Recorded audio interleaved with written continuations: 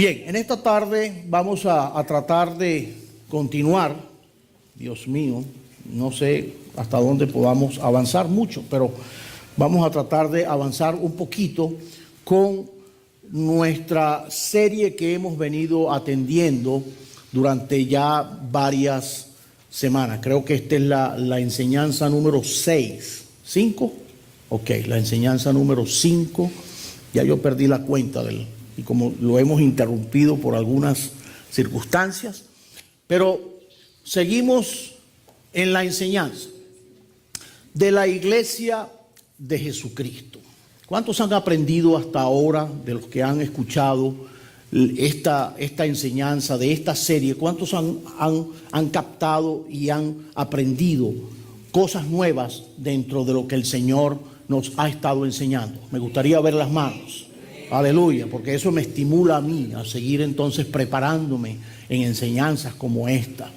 Bendito sea el Señor para siempre. Yo sé que Dios siempre tiene cosas buenas para nosotros, nuevas y buenas en todo lo que concierne a la palabra del Señor. La serie La Iglesia de Jesucristo.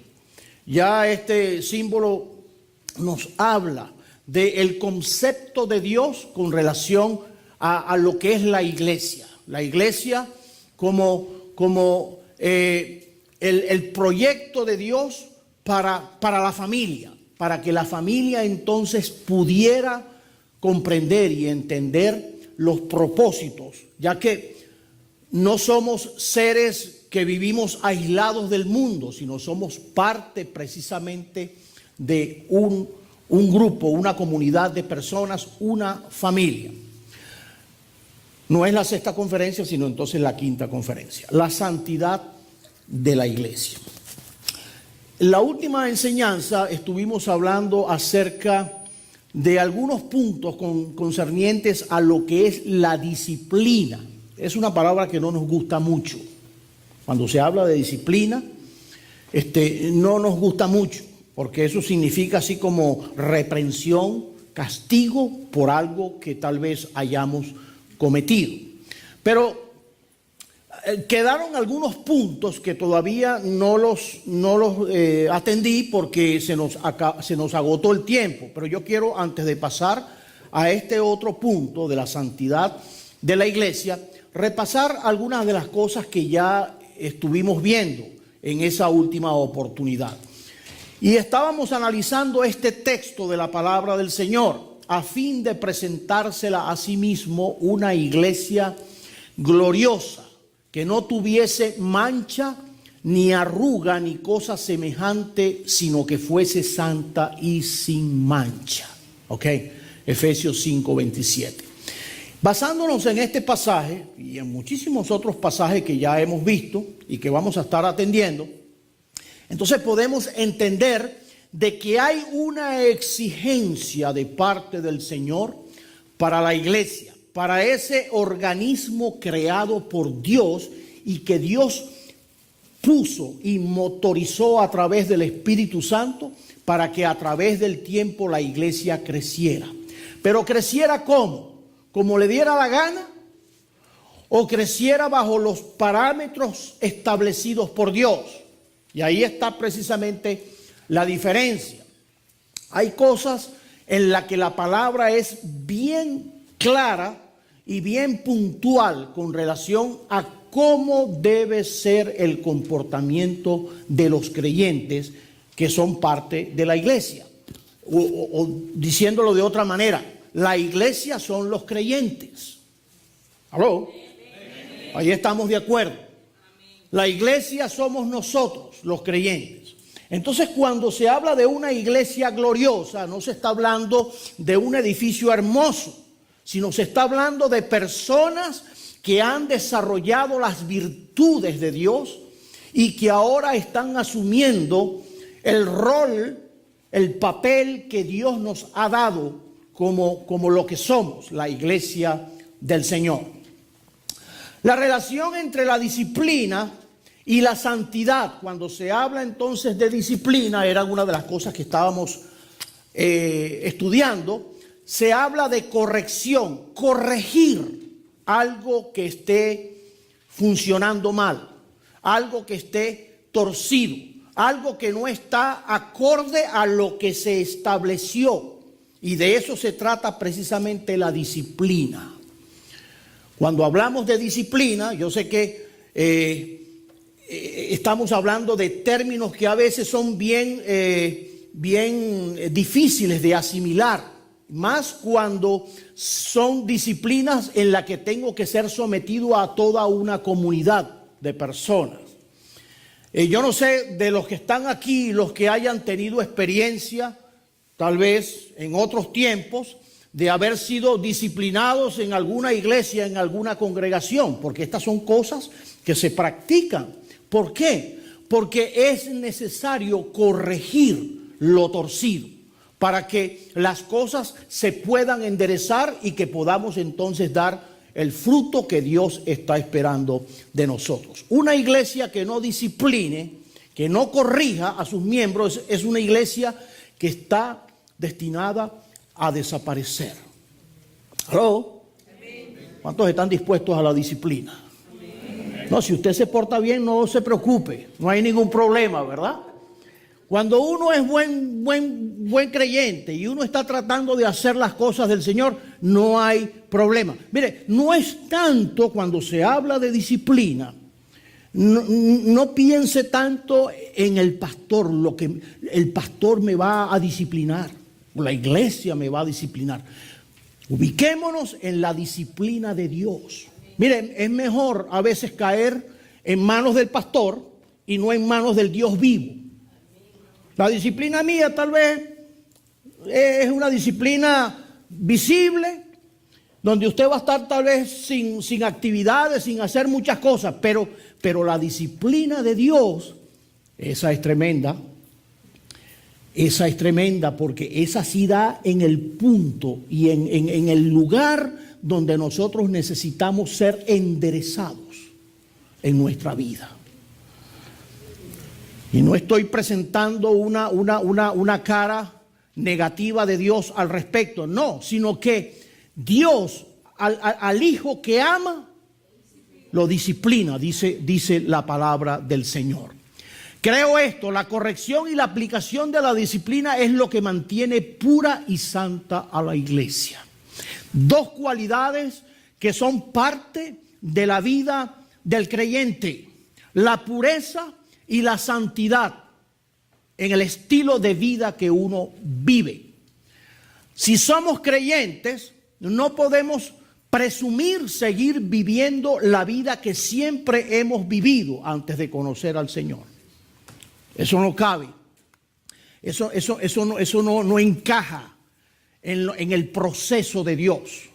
Entonces hay una exigencia de Dios en lo que es la pureza y la santidad en la vida personal de un creyente. La iglesia de hoy carece de poder para transformar la sociedad porque carece de la santidad de vida. Y ahorita nos vamos a meter en ese tema, ya que todavía me queda una enseñanza acerca del tema de la santidad y la voy a terminar de desarrollar, por supuesto, en esa próxima oportunidad, tal vez con las características más resaltantes de lo que es la santidad de Dios.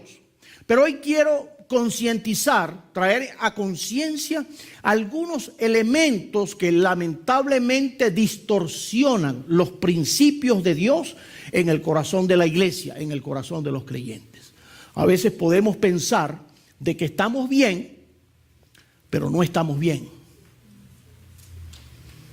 Creemos que estamos bien, que estamos actuando bien y que todo está bueno, no hay problema, pero a la luz de la palabra las cosas no están bien. Hay cosas donde yo necesito entonces enderezar mis pasos. A eso es que me estoy refiriendo, porque hay una manera hoy día de interpretar la santidad de Dios, la corrección de Dios, los caminos de Dios, muy lejos, muchas veces muy lejos de los principios que están establecidos en la palabra. A veces no se aplica la disciplina bíblica por el temor a ser criticados. también el temor a que la iglesia quede vacía. ¿A quién le gusta que lo disciplinen, verdad? Si yo pongo aquí a un montón de gente en disciplina, ya el próximo domingo ya no viene nadie.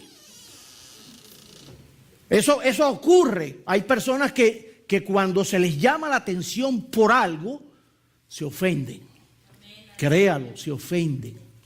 A pesar de que hayan cometido alguna falta, y aunque lo más sano es poder nosotros reconocer nuestros errores. ¿Saben por qué? Primero, porque no somos perfectos. Porque nadie es perfecto. Hay cosas en las que estamos caminando y que muchas veces no nos damos cuenta hasta dónde estamos siendo de tropiezo tal vez para otro. Y el hecho de que nos los digan y nos llamen la atención, por supuesto, en el amor del Señor. Porque todo está también de la manera como se digan las cosas. Pero hay personas que no les gusta cuando se les llama a botones. Cuando se le dice alguna situación en la que está incurriendo y que se puede convertir entonces en una piedra de tropiezo en el crecimiento de otro creyente. Y eso, por supuesto, muchas veces para evitar esa huida de creyentes de la congregación, entonces mejor callamos. Y le ponemos pañitos de agua tibia por encima y no hay problema. Todo el mundo feliz, todo el mundo contento, pero hay un cáncer por debajo. Hay una situación que está entonces carcomiendo la vida de santidad y de comunión de la congregación. Y eso es una de las cosas que nosotros no podemos permitir. El Señor fue muy enfático con los discípulos. Y cuando Él celebró, cuando Él coronó esa noche con sus discípulos participando, haciéndoles partícipes a ellos de la bendición, de lo que ahora venía, del tiempo glorioso que le venía a la iglesia, era porque eso tenía que estar fundamentado en verdades, basadas en el verdadero amor, en el verdadero arrepentimiento, en la sinceridad del corazón de los creyentes de la iglesia. Porque si no, entonces estaríamos jugando a cualquier religión, a cualquier forma de pensamiento que hay en el mundo. Hay montones de religiones, pero Cristo no estaba muriendo para establecerle una religión al hombre. Por eso Carlos Marx no se equivocó cuando dio aquella famosa frase que tituló periódicos y todo, cuando decía de que la religión es como el opio que adormece la mente, la conciencia del hombre, es el opio de los pueblos. Y Cristo no vino a establecer una religión, sino a establecer un estilo de vida en el corazón de sus hijos. Un estilo de vida. Y un estilo de vida no es religión. La religión tiene nombre y tiene sedes. Tiene sus headquarters, sus oficinas principales están ubicadas. Mientras que los principios de vida, el estilo de vida, están sedimentadas ¿en dónde? En el corazón de cada creyente. Aleluya. Ahora el Señor habita en el corazón de sus hijos, dice la palabra del Señor. Por eso cuando Él muere, el velo del templo se rasgó en dos.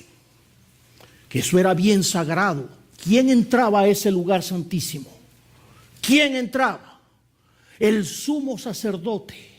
Después de haber pasado por un proceso de purificación bien minuciosa y bien detallada. Y lo hacía una vez al año. Y por si acaso entraban a aquel lugar con un lazo atado al pie. Por si acaso morían allá, entonces desde afuera los jalaban. Por si acaso. Y cuando se rompe aquel velo, es porque entonces ya aquel lugar cesó dejó de ser el lugar de habitación de Dios y Dios la establece ¿en dónde? En el corazón de la iglesia, en el corazón de los hijos. Ahí la establece, aleluya. Entonces es esa figura profética, profunda, tremenda, es la que nos da a nosotros como hijos de Dios nuestra verdadera identidad. Somos hijos de Dios. Somos el templo del Espíritu Santo. Somos la iglesia del Señor. Pero la iglesia del Señor tiene normas. Hay reglas que seguir. Yo no puedo hacer iglesia como bien me venga en gana. Yo no puedo vivir la vida espiritual como bien a mí me parezca, sino que las pautas y las normas las establece Dios. Y sus hijos, los que son hijos, los verdaderos hijos de Dios, entonces entran en la obediencia. Aleluya. ¿Cuántos son hijos de Dios? Si usted es hijo de Dios, entonces estamos dispuestos a obedecer al Señor, a obedecerle. Así no entendamos, porque el asunto no es, porque a veces queremos como entender de que Dios me revele todo, entenderlo todo para yo poder entrar en obediencia.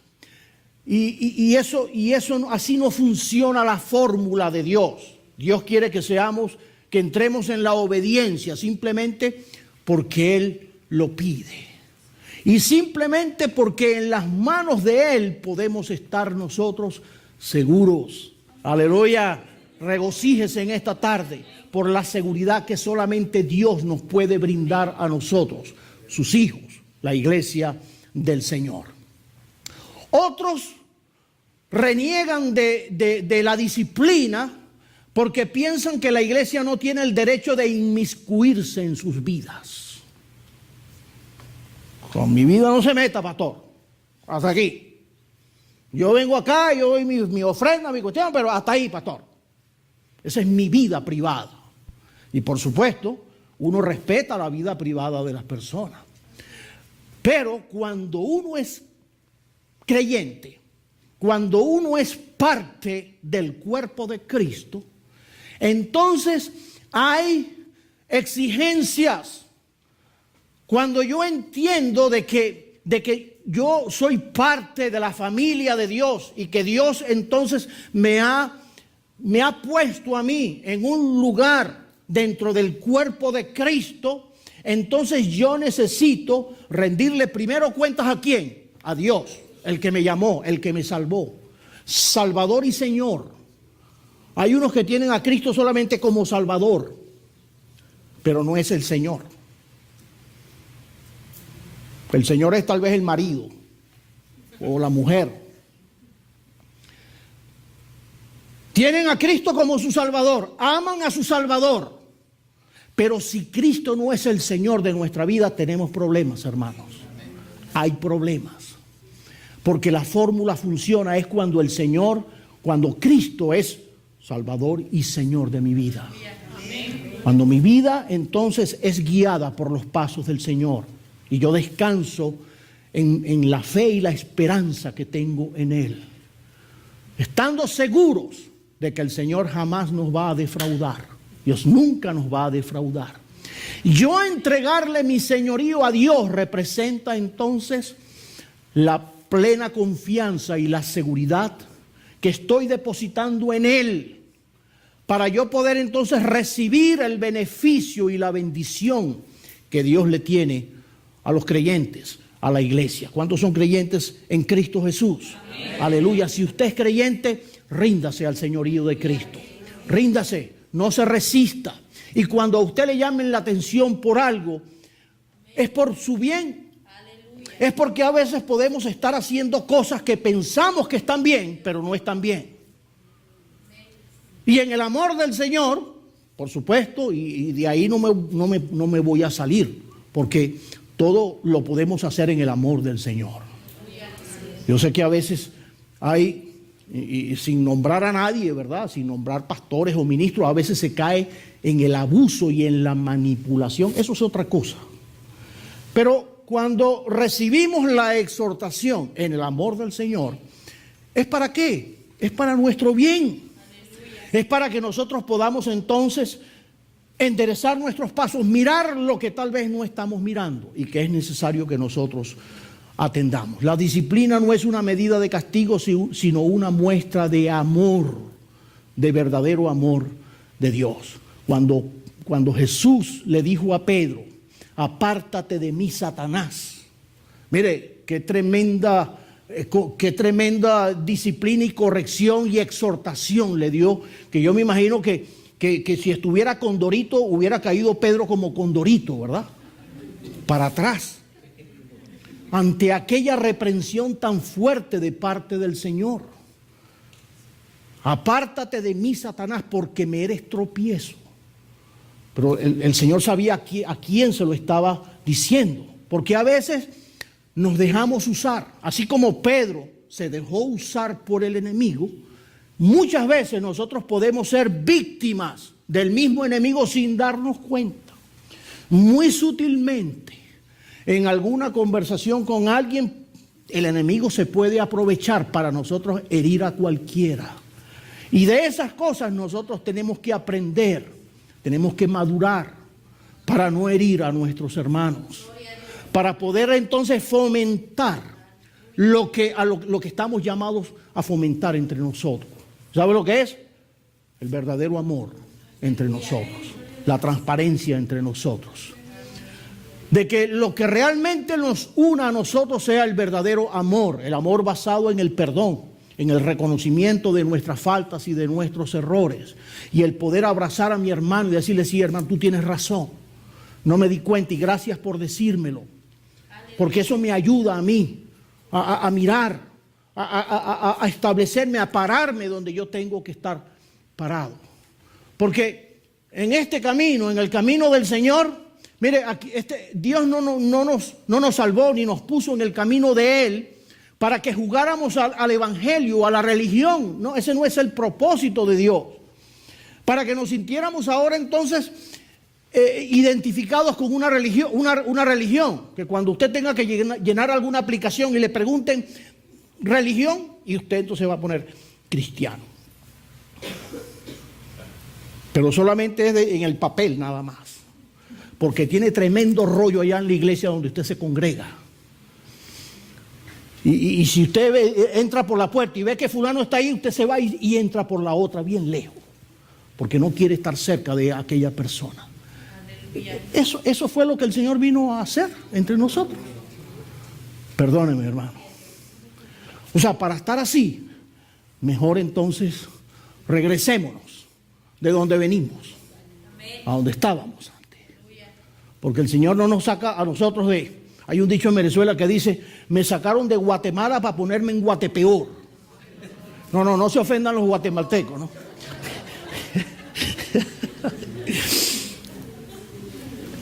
Pero a veces incurrimos en errores sin discernir, mis hermanos, realmente en la verdadera esencia y el verdadero amor de Dios en nuestras vidas.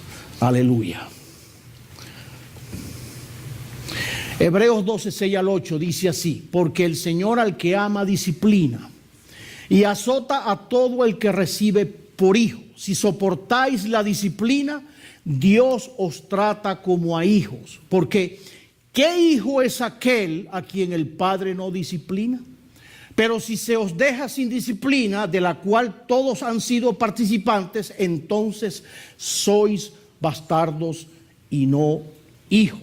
Yo creo que el pasaje es bien claro, que nosotros muchas veces lo que hacemos es tomar este pasaje y se lo aplicamos a nuestros hijos, a los muchachos, ¿verdad? Mira lo que dice la palabra, pero no nos miramos nosotros como hijos de nuestro Padre ante esta situación.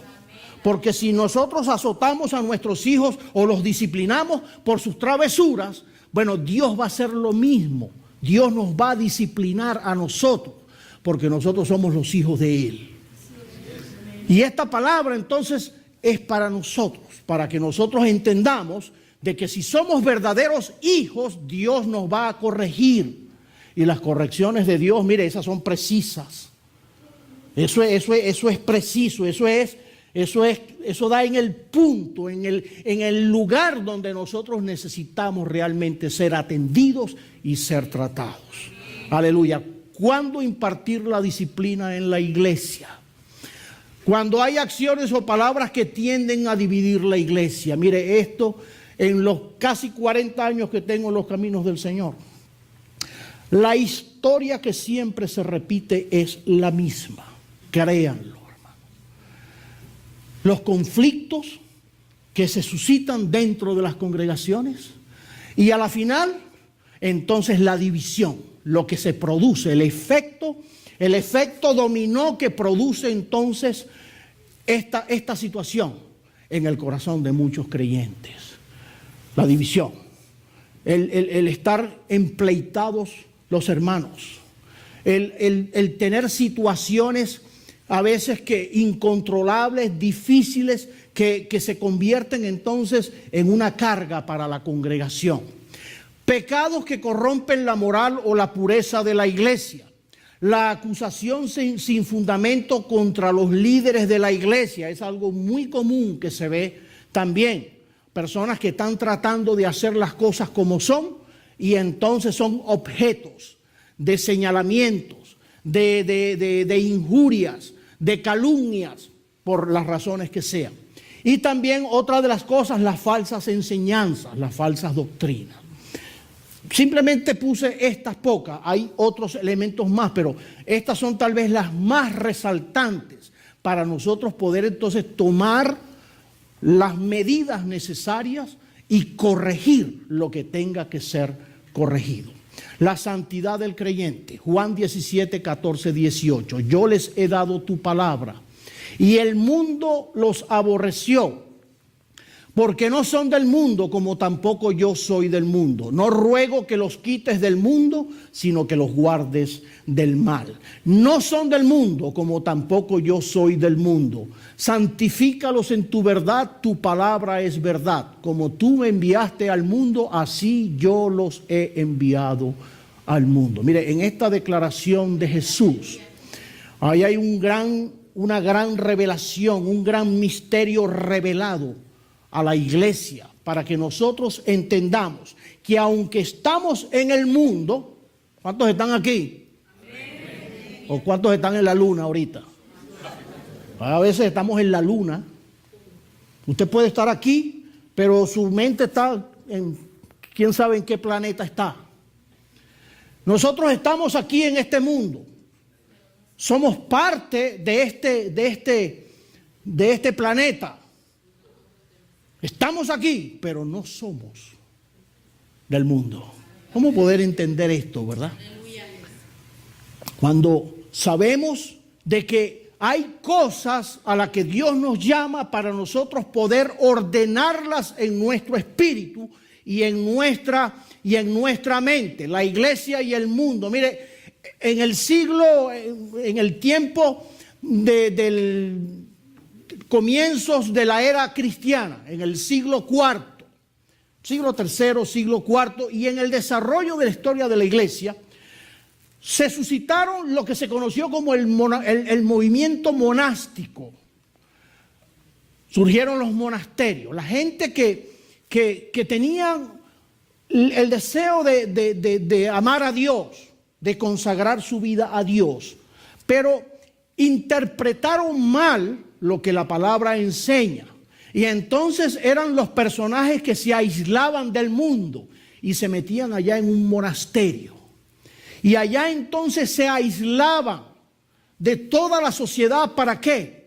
Para no contaminarse y para no pecar. Para poder mantenerse puros delante de Dios. Un concepto de santidad distorsionado. Definitivamente, porque la palabra del Señor siempre fue clara. Otros asumieron un estilo de vida sencillo, renunciando al matrimonio, con votos de pobreza y la vida de contemplación. en esos monasterios, entonces pasaban largas horas en oración y en contemplación, en meditación. Y de esa manera trataban entonces de apartarse y de guardarse en una vida de santidad. El aislamiento, ¿será ese el modelo de santidad que Dios nos dejó a nosotros? ¿Aislarnos del mundo? ¿Alguno tiene por ahí un monasterio donde podamos meternos? Ese no fue el modelo que Dios estableció. Imagínense, si todos hiciéramos eso, ¿quién predicaría el evangelio? Si la iglesia interpretara de que la santidad entonces es aislarse del mundo físico con la que estamos relacionados, ¿quién llevaría el mensaje del evangelio? Nadie, porque todo el mundo quiere vivir la santidad a ese estilo. Una encomienda bien definida de parte del Señor para entender de que ese no fue el modelo que Dios estableció, que la iglesia es la sal de la tierra y la luz del mundo. Aleluya. Mateo 5, 13, 14. Vosotros sois la sal de la tierra, pero si la sal se desvaneciere, ¿con qué será salada? No sirve más para nada, sino para ser echada fuera y hollada por los hombres. ¿Para qué más sirve la sal? ¿Cuántos conocen la propiedad de la sal? Para salar, ¿verdad? Para darle sazón, gusto a las cosas. ¿A quién le gusta la comida sin sal? Bueno, hay gente que ya yo me estoy acostumbrando. ¿Perdón? La sal derrite la nieve. Oh, derrite la nieve. Bueno, fíjese, es una propiedad que aquí la utilizan mucho, ¿verdad? Para preservar. Esa fue una de las cualidades por la que la sal se hizo tan popular por siglos, que era para preservar los alimentos. Y el Señor nos compara a nosotros, porque estas son palabras textuales salidas de la boca de Jesús. Vosotros sois la sal de la tierra. Comparando entonces a la iglesia con ese sazonador que el mundo necesita. El mundo necesita un buen sazonador, y ese sazonador, ese frasquito lo tenemos nosotros aquí en nuestras manos. La palabra del Señor. Y vamos a sazonarlo no porque de aquí salga sal, ¿verdad? No piense de que de aquí va a salir sal, porque la sal es usted. La sal es usted. Usted es el que tiene entonces que darle el sazón a la vida donde usted se desenvuelva. Y dice, vosotros sois la luz del mundo, una ciudad asentada sobre un monte no se puede esconder. Ahora, ¿cómo estar en el mundo sin ser contaminado por el mundo? Y esta es una pregunta que tiene mucho sentido. ¿Cómo poder perseverar nosotros en los caminos del Señor ante una sociedad tan inmoral, tan perversa? O sea, los niveles de inmoralidad en la que nosotros estamos viviendo hoy en el siglo XXI ya pasaron los límites de la inmoralidad que hay en el mundo. ¿Cómo nosotros poder sobrevivir ante una sociedad descompuesta y nosotros poder mantenernos puros y santos? ¿Aló? No es fácil, es difícil, pero por supuesto nosotros no vamos a sobrevivir por nuestras propias fuerzas, porque de allá venimos, de luchar en nuestras propias fuerzas. Ahora el que marca la diferencia en el corazón de la iglesia, de los hijos, ¿quién es? Cristo, Dios morando en el corazón de sus hijos. Eso es lo que va a hacer la diferencia para que nosotros entonces seamos sal y nosotros seamos luz, la luz del mundo. Desafortunadamente muchos creyentes han sido contaminados por los patrones del mundo. Y por eso nosotros tenemos que ir a la esencia de lo que la palabra enseña. ¿Cuáles son los patrones de Dios? ¿Cuáles son esas reglas de Dios para yo poder conducir mi vida como creyente? Y ahí es donde nosotros tenemos el reto como hijos de Dios de conocer las Escrituras, la palabra del Señor. Punto número 1, vamos a ver si podemos atender, aunque sea algunos de estos puntos. Primero, el abandono de la centralidad de la palabra de Dios. Hay una tendencia generalizada a abandonar la palabra del Señor, la esencia de la palabra de Dios. El desconocimiento, Jesús le dijo a los discípulos, erráis porque desconocéis las Escrituras. Por eso se meten tanto en problemas, por desconocimiento de la palabra del Señor. Y mire, no hay algo tan cierto como eso, hermanos. Cuando yo, como cristiano, siento la responsabilidad de conocer a Dios a través de lo que la palabra enseña, entonces Dios va a empezar a podar. Es una poda. Dios manda sus jardineros, su jardinería. Dios la empieza a atender y empieza entonces a podar cosas en nuestras vidas para que nosotros podamos ahora empezar a entender cuál es la perfecta y agradable voluntad de Dios para nosotros, para Dios. Pero ese es un proceso en el que nosotros estamos llamados, empezando ¿en dónde? Empezando en conocer lo que la Biblia enseña y lo que la Biblia dice. Yo he dicho esto muchas veces, hay creyentes que tienen esto, solamente es de desodorante, se lo pasan de un brazo para otro. Aleluya. Hoy día hasta las Biblias las venden hasta perfumadas. Yo creo que es para eso, hermano. Para que surta el efecto.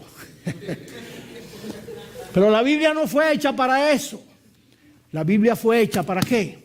Para meterla dentro del corazón. Para basarnos en ella. Para que nuestros pensamientos, para que nuestras decisiones, para que nuestros pasos sean guiados por el Espíritu de Dios. Esta es la materia prima con que el Espíritu Santo va a formar el carácter de Dios en la vida de un creyente. Esta es la materia prima con la que Dios va entonces a procesar la vida de un cristiano a través de la palabra. Este es el manual del fabricante.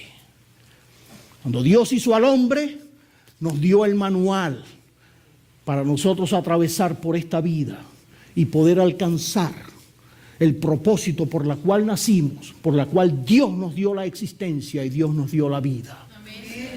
Pero qué triste es llegar a este mundo y darle la espalda a la palabra. No me interesa el manual. Yo voy a vivir mi vida a mi manera. Yo voy a vivir la vida a mi forma, a mi estilo, como a mí me gusta, como me lo enseña la sociedad, como lo ha creado el hombre, donde han sacado a Dios de la vida. Aquí en esta nación sacaron a Dios de las escuelas, la sacaron de los hogares, la sacaron de todas partes, y ahí están las consecuencias de lo que sufre una nación influyente en el mundo, pero que sacó a Dios de sus establos, de sus estatutos. Y ya Dios no está presente. Simplemente Dios es un recuerdo, y lo podemos ver ahí simplemente en la frase, en los billetes. Nosotros en Dios confiamos. ¿En cuál Dios? Cuando vemos una sociedad que se ha apartado de Dios. Y simplemente hablo de esta porque todas las demás sociedades son iguales. Todas. Dios no tiene cabida. Y por eso nosotros necesitamos, como iglesia de Jesucristo, volver a la palabra del Señor. Es nuestro empeño como hijos de Dios. Es nuestro empeño dentro de la visión que Dios nos ha dado como iglesia, es formar el carácter de Dios en los creyentes.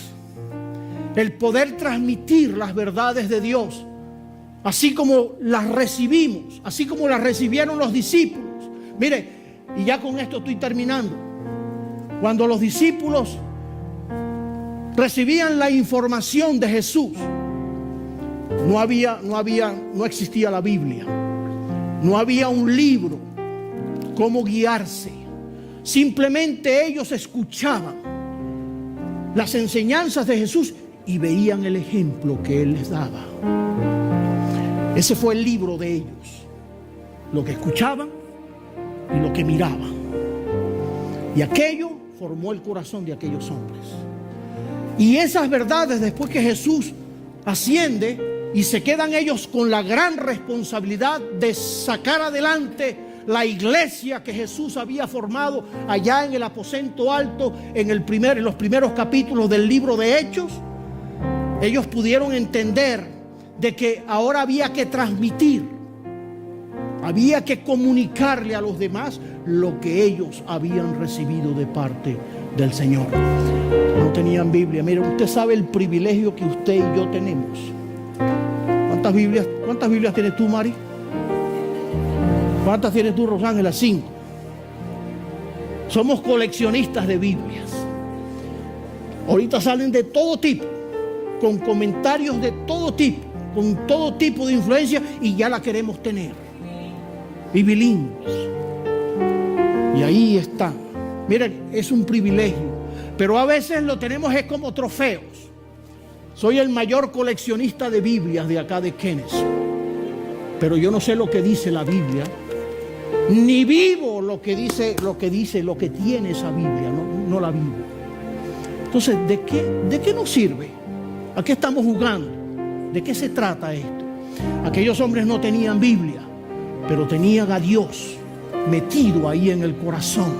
Ellos vivían a Dios.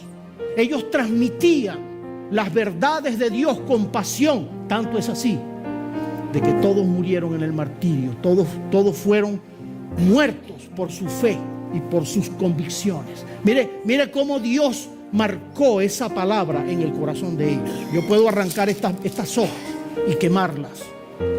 Y no me queda nada aquí, porque si no trabajo con esto, ¿qué me va a quedar? Pero en el corazón de aquellos hombres quedó marcada la palabra del Señor, y por eso fueron capaces de dar hasta sus propias vidas por estas verdades. Necesitamos volver a la palabra del Señor. Necesitamos establecernos en los principios de Dios, y los principios de Dios están aquí. Esto no es un libro más, esto no es un bestseller. A veces yo veo los números, las estadísticas, el libro más vendido del mundo. Sí, este es el libro que más se ha vendido del mundo, eso es verdad. Pero pareciera que eso entra dentro de unas vitrinas de exhibición de récord de las grandes editoras de Biblia. Es la palabra de Dios. Es viva y eficaz, capaz de transformar el corazón del ser humano y llevarnos allá al verdadero propósito, a la verdadera esencia de lo que es la vida. Cristo vive. Cristo vive. Cristo vive y vive en nuestros corazones. Él es la palabra formada, la palabra trabajada, elaborada en el corazón de sus hijos, en el corazón de la iglesia, en el corazón de los creyentes. La vida de santidad es uno de los atributos de Dios. No podemos deslingarnos, separarnos de la santidad de Dios, porque no hay comunión una cosa con la otra. Por eso cuando nosotros fallamos, dice la Biblia de que el Espíritu Santo se constrita, se entristece, se aleja. Es como que si entrara en un proceso de lamento dentro del corazón de sus hijos. ¿Por qué? Porque nuestras actitudes no le agradan al Señor. Muchas de las cosas que podemos hacer, lo que hacen es distanciar a Dios de nuestra vida y de nuestra comunión. Vamos a dejarlo hasta acá y vamos a estar de pie en esta tarde. Tengo muchos más puntos con relación a este tema. Yo no sé si terminaré en una enseñanza más, no lo sé. Pero lo que sí sé es que Dios tiene planes, Dios tiene propósitos con cada uno de nosotros. Y Dios está buscando corazones dispuestos a ese proceso de cambio en nuestras vidas. ¿Estaremos nosotros dispuestos realmente a ese proceso de Dios en nuestras vidas? quiera que así sea, vamos a orar en esta tarde y vamos a pedirle al Señor que nos ayude a entender sus planes, a entender sus propósitos, a entender de que este camino tiene un alto precio. Ese precio lo pagó Cristo en la cruz. El otro precio es el precio de la obediencia y de la santidad que nos corresponde a nosotros. Somos llamados a obedecer y a santificar nuestras vidas para Él. Ese es el precio. Y usted dirá, eso es mucho, eso es bastante. Sí, pero recuerde que ese trecho no lo vamos a caminar nosotros solos. Dios está con nosotros. Él nos lleva de su mano. Él va adelante de nosotros, modelando nuestros pasos para que nosotros podamos al final alcanzar los propósitos y la bendición de Dios en nuestras vidas. Vamos a orar. Mientras oramos, yo quiero abrir una puerta de invitación para cualquiera que sienta la necesidad de acercarse a la santidad de Dios. Dios te invita. No solamente para que lo hagas salvador de tu vida, tal vez ya eso lo hiciste.